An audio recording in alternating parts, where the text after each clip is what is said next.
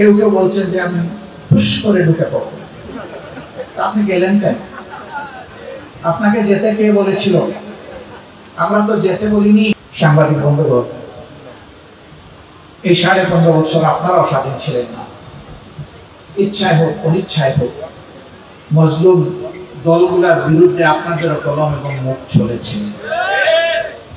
কারো ভয়ে, লোভে কিনা আমি এটা বলতে পারবো না। অনেকেই বলেন ছাপের কাছে আমরা অসহায় ছিলাম, আর শাসকরা বরাবর বলেছে মিডিয়া আমাদের স্বাধীন। কতটুকু স্বাধীন আপনারাই ভালো বলতে পারবেন। তবে সে স্বাধীনতার ফল আমরা দেখতে পাইনি। এই জন্য আপনাদেরকে দায়ী করবো না, আর অতীতে ফিরেও যাব না। আল্লাহ এখন আপনাদের কণ্ঠটা মুক্ত করে দিয়েছেন, হাতের অদেখা হ্যান্ডকাপও আল্লাহ তুলে দিয়েছেন। এবার শুধু দাবি করব আপনারা যেন আপনাদের বিবেক অনুযায়ী এই পবিত্র দায়িত্ব পালন করতে পারেন। এটি সমাজের চতুর্থ স্তম্ভ, এটি হচ্ছে ভ্যানগার্ড, এটি হচ্ছে ফোর্থ ডিভিশন। সকল পেশার মানুষ একদিক থেকে দেখে, দুইটা পেশার মানুষকে 4 দিক থেকে দেখতে হবে। একটি যারা সমাজ পরিবর্তন করতে চান, যারা রাজনীতির সাথে সম্পৃক্ত, তারা সামনে দেখবেন, পিছন দেখবেন, ডান দেখবেন, বাম দেখবেন, এইভাবেই তাদেরকে চলতে হবে। আর একই কাজটা করতে হবে মিডিয়া জগৎ, তারাও ফোর্থ ডিভিশন দেবেন, চতুর্দিক থেকে সমাজকে দেখবেন, এরপরে সত্যতা তুলে ধরবেন। তারা হবেন অকুতোভয়। এই কারণেই তাদেরকে বলা হয় জাতির বিবেক, আর মিডিয়াকে বলা হয় জাতির দর্পণ। এই জায়গাটা হারিয়ে গিয়েছিল, আবার এটা মজবুত ভাবে কোনো প্রতিষ্ঠিত হোক আমরা দোয়া করি। আমরাই শুধু মজলুম ছিলাম না, মজলুম ছিল বিএনপি ছিল, অন্যান্য সংগঠনগুলো ছিল, 18 কোটি মানুষ ছিল, এমনকি রাস্তার একজন ভিক্ষুক মজলুম ছিল। তাদের জুলুম থেকে কেউ রেহাই পায় না। ভিক্ষুককেও কোনো কোনো জায়গায় ভিক্ষা করতে হলে আগে ক্যাডারদেরকে সকালবেলা ট্যাক্স দিয়ে তারপরে ওই জায়গায় ভিক্ষার বাটি নিয়ে বসতে হতো। সন্ধ্যাবেলায় খাবার কেনার জন্য যখন গিয়েছে ঘরে ফিরবে, তখন 30 টাকার পেঁয়াজটাকে 300 টাকায় কিনতে বাধ্য করা হয়েছে। সিন্ডিকেট করার মাধ্যমে এইভাবে মানুষের রিজেকের উপর কালো থাবা বিস্তার করা হয়েছে। তাদের জুলুম থেকে কেউ রেহাই পায়। হ্যাঁ, পেয়েছে মুসলিমেও একটা গোষ্ঠীর কিছু মানুষ। এখন এতদিন আপনারা ছিলেন কঠিন প্রশ্নের মধ্যে, এখন তারা আছেন কঠিন বিপদের মধ্যে। কেন এই বিপদ ডেকে আনলেন? কেন ভাই এমন রাজনীতি আপনাকে করতে হবে যে রাজনীতি করার পরে আপনাকে পালানোর রাস্তা খুঁজতে হয়, কলা পাতার উপর সীমান্তে গিয়ে ঘুমাতে হয়? এই রাজনীতি কেন করতে হবে বলেন তো দেখি? কেন মাছের কোনার মতো এক খাল থেকে আরেক খালে যাওয়ার জন্য বিভিন্ন জালে ধরা পড়তে হয়? এই রাজনীতি কেন করলেন?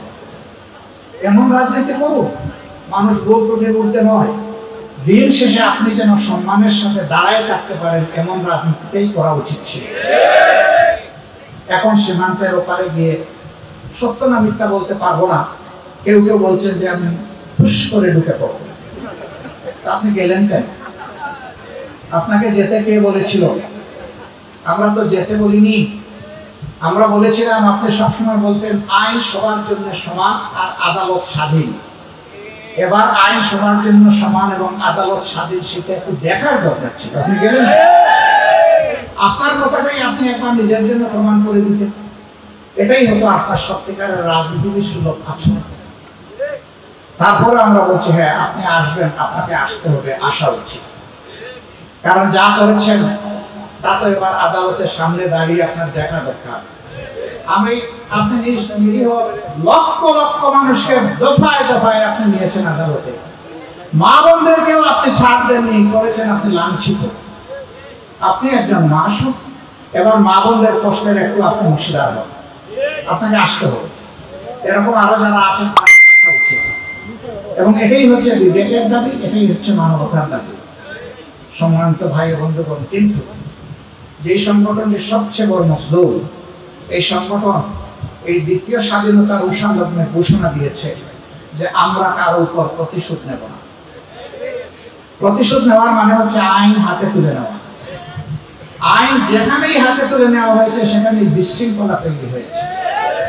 প্রতিশোধ প্রতিহিংসার জন্ম দেয়, যুগ যুগ ধরে এটা চলতে থাকে।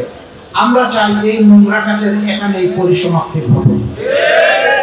তবে ন্যায় এবং ইনসাফের দাবি হচ্ছে যিনি যে অপরাধ করেছেন নির্দিষ্ট অপরাধের জন্য তাকে শাস্তি পেতে হবে, এবং সেটি আইনি প্রক্রিয়ার মধ্য দিয়ে, বেআইনি ভাবে নয়।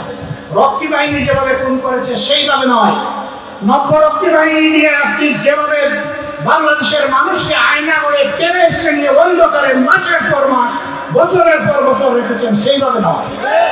যেইভাবে বিনা বিষয়ে যেখানে সেখানে ক্রসফায়ারের নামে মানুষ খুন করেছেন ওইভাবে নয়, আইন প্রক্রিয়ার মধ্যে। যদি সেই আইনের শাসন বাংলাদেশে কায়েম হয় তাহলে ইনশাআল্লাহ আগামীর বাংলাদেশ আর পথ হারাবে না। আমরা চাই বাংলাদেশ তার মুক্তির যে পথে উঠেছে, রাস্তায় উঠেছে, গন্তব্যে না পৌঁছা পর্যন্ত বাংলাদেশ চলতে থাকুক। কোন কালো অপশক্তি যদি বাংলাদেশকে এই রাস্তা থেকে সরিয়ে দিতে চায় তাহলে বাংলাদেশের 18 কোটি মানুষের 36 কোটি হাত তাদেরকে প্রতিহত করে দিবে ইনশাআল্লাহ। তাই এ সময় জাতীয় ঐক্যের বড়ই প্রয়োজন। জাতির মৌলিক ইস্যুতে আমাদেরকে অবশ্যই ঐক্যবদ্ধ থাকতে হবে। সকল দল জোট তার নিজস্ব অবস্থা থেকে রাজনীতি করবে, বিবেকের তাড়নায় যা বলা দরকার বলবে, বর্তমান সরকারেরও প্রয়োজনীয় সমালোচনা করবে, আবার সাথে সাথে এই সরকার যাতে সংস্কারের কাজগুলো সফলভাবে করতে পারে তার জন্য পর্যাপ্ত সহযোগিতাও দেবে। এইভাবে ভারসাম্যহীন কর্মপদ্ধতির মধ্য দিয়ে সকলের রাজনীতির সামনে এগিয়ে যায়। দল ভিন্ন, ঝোট ভিন্ন থাকবে, এটাই গণতন্ত্রের সৌন্দর্য। সবাই আমার মনের মতো পছন্দের কথা বলবে না, এটাও গণতন্ত্রের সৌন্দর্য। এই জন্য সমালোচনা সহ্য করার মানসিকতা আমাদের থাকতে হবে। যারা সমালোচনা করে তারাই তো প্রকৃত আমার বন্ধু। যারা আমার সমালোচনা করে না, আমার ভুল দেখে উৎসুক থাকে, তারা আমার বন্ধু হতে পারে না। আমরা সমালোচনাকে ওয়েলকাম করি, অভিনন্দন জানাই, উৎসাহিত করি। ভাষা আপনার, ভাবটা যেন হয় সত্যের উপর প্রতিষ্ঠিত, তাহলে ওই ভাব থেকে ভাষা আপনার যাই হোক, এই সমাজ এবং আমরা আমাদের প্রয়োজনীয় জিনিসটা খুঁজে নেব ইনশাআল্লাহ। আমি এই কয়েকটি কথা বলে আপাতত সাংবাদিক বন্ধুদের কাছ থেকে বিদায় নিচ্ছি।